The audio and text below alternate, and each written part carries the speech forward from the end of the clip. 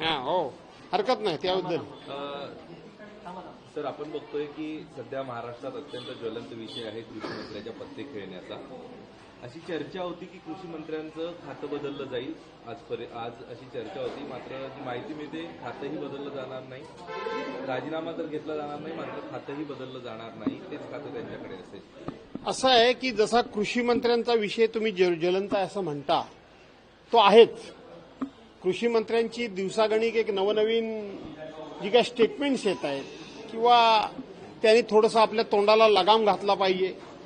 सातत्यानं आपण एक नवनवीन विषय काहीतरी बोलून ते स्वतःच अडचणीमध्ये येत आहेत. त्यामुळे त्यांचं खातं बदललं जाईल असं तुम्हाला वाटत होतं. मला असं वाटतं त्यांना देखील ते खातं नको असावं म्हणून ते अशा प्रकारची स्टेटमेंट करतायत का, अशा प्रकारचा संशय यावा, शंका यावी, अशा प्रकारचं त्यांचं एकंदरीत वागणं आहे.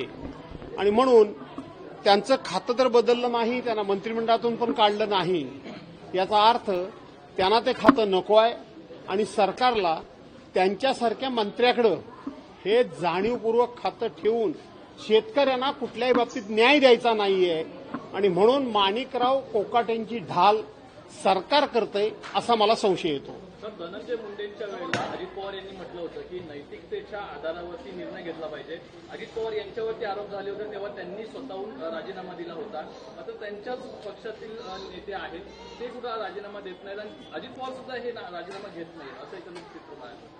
असं आहे, मी आत्ताच सांगितलं की सरकारला माणिकराव कोकाट्यांना पुढे करून काही शेतकऱ्यांना द्यायचं नाहीये. सरकारला शेतकऱ्यांचं लक्ष दुसरीकडे डायव्हर्ट करायचं आहे, विचलित करायचं आहे, वळवायचं आहे.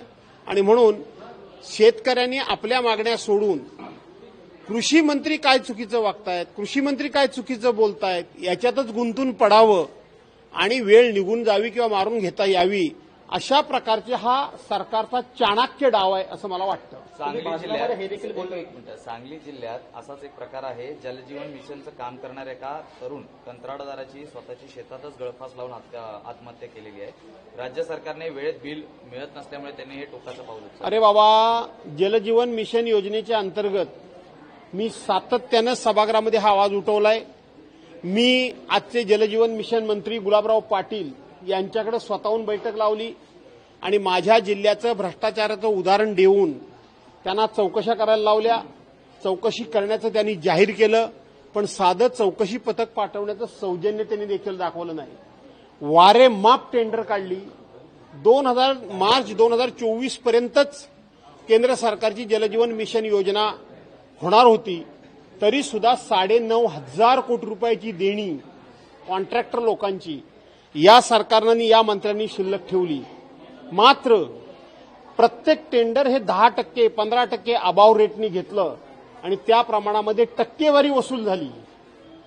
टेंडर निघाली, वर्क ऑर्डर दिल्या, टक्केवाऱ्या वसूल झाल्या, कामं झाली नाहीत. आता कामं झाली नाहीत म्हणून सगळे हात वर करून मोकळे आहेत.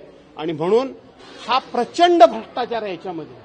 आणि म्हणून अशा तरुणांना आत्महत्या करायला लागतायत, हे दुर्दैव आहे.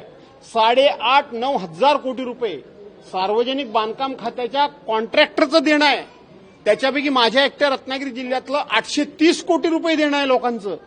म्हणजे निवडणुकीच्या तोंडावर राज्याच्या तिजोरीत पैसे किती आणि किती कोटीची टेंडर काढायची लोकांना फसवण्याकरता या सरकारने जे अनेक उद्योग केले, लाडकी बहीण योजना असेल, शेतकऱ्यांचं कर्जमाफी असेल, अनेकांना शासकीय सेवेमध्ये सामावून घेतो म्हणून सांगणं असेल, हे केवळ आणि केवळ निवडणुकीकरता केलेला आणि सरकारच्या तिजोरीतून आपल्याला मतं मिळण्याकरता म्हणून वारेमाप पैशाचं वाटप करून या ठिकाणी केलेला हा उघड भ्रष्टाचार आहे.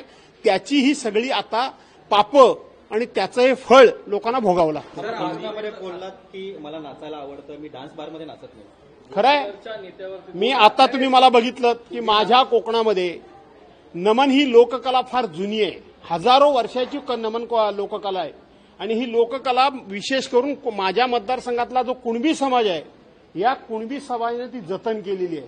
मग ती स्त्री पात्र करायची असतील, ते मृदुंग वाजवायचा असेल, नाच करायचा असेल, गाणी म्हणायची असेल, उत्कृष्ट अशा प्रकारचं ते काम करतात आणि त्याच्यामध्ये नाचायला मला आवडतं.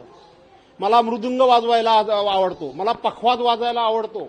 आताच हा महाराष्ट्राची हास्य जत्रा यातले प्रतियश कलाकार प्रभाकर मोरे हे माझ्या तालुक्यातले आहेत. ते अग सालू झोका दे ग म्हणतात ना गाणं, त्याच्याबरोबर त्यांनी माझा हात धरला. मी स्टेप चुकलो का? नाही चुकलो. हा माझा स्थायी भाव आहे.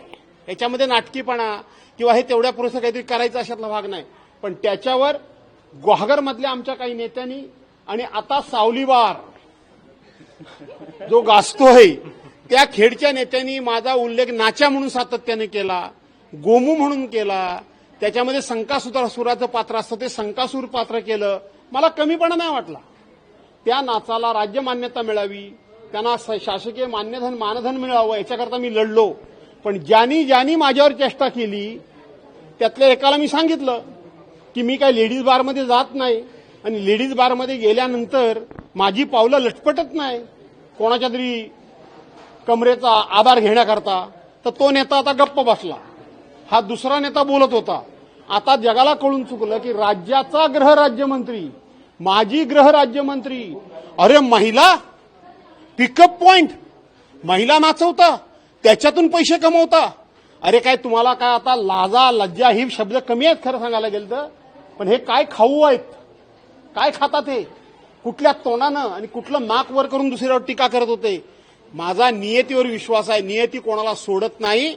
आणि म्हणून ज्यांनी मला नाचा म्हणून उल्लेख केला ते आता छम नाचे झाले. बाम लावे होते पण आता बाम लावून छम नाचतायत आणि त्यातून पैसे काढतायत. हे आता जगासमोर आलं. धन्यवाद. हिंदी में जानना चाहेंगे सर, हिंदी में जानना चाहेंगे.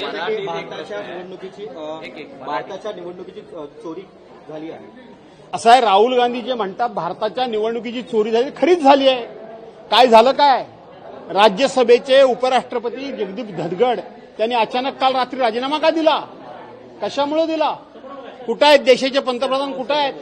आज सिंदूरसारखा घटना घडली, पहलगामसारखं हत्याकांड झालं, त्या ठिकाणी अनेक ठिकाणी बॉम्बस्फोट झाले, वेगवेगळ्या घटना घडल्या. त्याच्यावर स्पेशल अधिवेशन घ्यायला पाहिजे होतं देशाच्या पंतप्रधानांनी. ते घेतलं नाही आणि अधिवेशनमध्ये उत्तर द्यायच्याऐवजी परदेशामध्ये धावले सारखे. आणि म्हणून राहुल गांधी बोलतायत ते खरंच बोलतायत.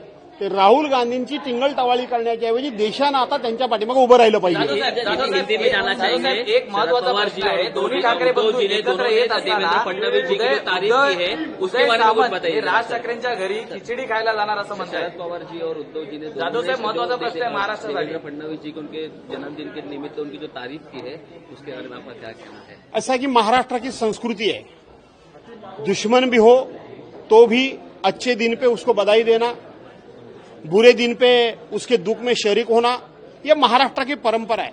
तो कल ही देवेंद्र जी फडणवीस का बर्थडे था, जन्मदिन था. तो जन्मदिन पे आदरणीय पवार साहब और आदरणीय उद्धव साहब जी ने उनको बधाई दी, उनका अभिनंदन किया. मुझे लगता है कि भारतीय जनता पार्टी ने इससे कुछ सीखना चाहिए कि तुम सुबह शाम जिस पवार साहब के ऊपर गंदे आरोप लगाते हो, जिस उद्धव बालासाहब ठाकरे के ऊपर बहुत सारे आरोप लगाते हो, फिर भी उन्होंने अपनी सभ्यता जताई, उन्होंने अपने संस्कृति का दर्शन पूरे देश को दिखाया. यही भारतीय जनता पार्टी ने थोड़ी बहुत सभ्यता सीखनी चाहिए, यही मैं बोलता हूँ. गवर्नर का कहना है कि अब मुझे मराठी ज्यादा आती नहीं, अगर मैं मराठी नहीं बोल पाया तो डर लगता है कि कोई मुझे आके मार ना दे. गवर्नमेंट को इतनी डरने का जरूरत नहीं है. गवर्नरच जो भारतीय अपने महाराष्ट्र के गवर्नर है, राज्यपाल महोदय है, जो पहले सकेहारी थे काली टोपी वाले उन्होंने छत्रपति शिवाजी महाराज का अपमान किया, शाहू फुले अंबेडकर जी का अपमान किया, अपनी सावित्रीबाई फुले जी का अपमान किया. तो उस राज्यपाल को किसी ने मारा नहीं. इनको कौन के मारेंगे? कोई नहीं मारेंगे. और इतनी डर लगती है तो महाराष्ट्र छोड़ो. देवेंद्र फडणवीस जी के जो बर्थडे था उसके निमित्त में जो महारक्तदान शिविर का जो आयोजन किया गया था, मात्र दूसरी तरफ उनके जो सहयोगी पार्टी के जो मिनिस्टर्स है उनका कहीं ना कहीं खून चूसने का प्रयत्न कर रहे हैं. फिर वो किसान के ऊपर बयान हो या फिर रम्मी खेलना हो या कुछ भी, उसके ऊपर क्या कहना है? अभी देवेंद्र जी के बर्थडे के मौके पे उन्होंने ब्लड कैंप रखा, यह आप सवाल पूछते हो, और उसके ऊपर उनके सहयोगी पार्टी उनका भारतीय जनता पार्टी खून चूसती है, ऐसा आपने बोला है। अभी बर्थडे के टाइम में ऐसा ब्लड कैंप हुआ, उसके बारे में भी टीका टिप्पणी करना मुझे अच्छी नहीं लगता, लेकिन भारतीय जनता पार्टी की नीति ही ऐसी है कि अपने दोस्त का ही खून चूसना ये उनकी नीति है। जाधव साहेब, उदय सामंत राज ठाकरेंची भेट घेणार आहेत. दोन्ही ठाकरे बंधू एकत्र येत. तुम्हाला बरेच वर्ष झाली ह्याच्यामध्ये राज ठाकरे कुठं, उद्धव ठाकरे कुठं आणि उदय सामंत कुठं, कुठला प्रश्न कोणाला विचारणार? मानलं जातं त्यांनी माणिकराव कोकाटे असतील किंवा पडळकर असतील अशा व्यक्तींकडून होणारं वर्तन असेल, त्यांची जी वाक्य आहेत आणि त्यांचे जे बिहेवियर आहे, एकंदरीत भ्रष्टाचार आहे, यावरून काढत बसतात की सरकारची प्रतिमा मलिन होते, मार्गदर्शन करायची गरज आहे. संघानं कान कोणाचे टोचले, ते खरोखर टोचले की टोचल्याचं नाटक केलं, हे प्रत्येक वेळी बघावं लागतं. संघाला जर खरोखरच कान टोचायचे असतील तर त्या ठिकाणी हनी ट्रॅपमध्ये कोण कोण आहेत, कोण कोण मंत्री आहेत, त्यांचा जरा शोध घ्यावा आणि त्यांचा कान टोचण्याच्या ऐवजी ते जर बाहेर पडले तर त्यांचा कान कापावा. तो जर संघानं कान कापला तर आपण समजू संघानं कान टोचले, त्यापेक्षा हे फक्त वरवर दिखावा आहे, याच्यापेक्षा फार काही नाही. नगर विकास खात्यावरती आता मुख्यमंत्र्यांचा अंकुश राहणार आहे. वारंवाररित्या महापालिका असो किंवा इतर गोष्टी असो त्यांना फंड वाटप झाला, त्यामुळेच आता कुठेतरी मुख्यमंत्र्यांनी नगर विकास खात्यांवरती अंकुश घेतले. असं आहे की नियती कोणालाही सोडत नाही. मी तुम्हाला आत्ता सांगतो, ह्याच देवेंद्र फडणवीसांनी उद्धव बाळासाहेब ठाकरेंचं सरकार होतं, मी थोडं रोखोक बोलतो, बऱ्याच जणांना लागतं ते, त्यावेळेला असा नॅरेटिव्ह सेट केला की उद्धव ठाकरेंच्या सरकारमध्ये सगळ्यात जास्त निधी हा अजितदादांच्या आमदारांना जातो, त्याच्यानंतर काँग्रेसच्या आमदारांना जातो आणि त्याच्यानंतर शिवसेनेच्या आमदारांना जातो. हे सगळं खोटं होतं, पण ते खोटं सुद्धा भारतीय जनता पार्टीचे लोक, खोटी गोष्ट सुद्धा समोरच्या माणसांना खरी कशी वाटेल हे सांगण्याचं त्यांना जे काही शिक्षण कुठल्या शाळेत मिळालंय, जे कौशल्य आहे, तेच आज त्यांच्या अंगलट येत आहे. त्यांनी जे त्यावेळेला पसरवलं होतं की या खात्याला निधी जास्त, त्या खात्याला निधी जास्त, त्यामुळं नियती आपला न्याय करत असते. आज त्यांनाच ओरड करावी लागली की माझ्या लोकांना निधी मिळत नाही, माझे मित्रपक्ष निधी मिळवतात. शेवटी काळाचा महिमा आघात आहे.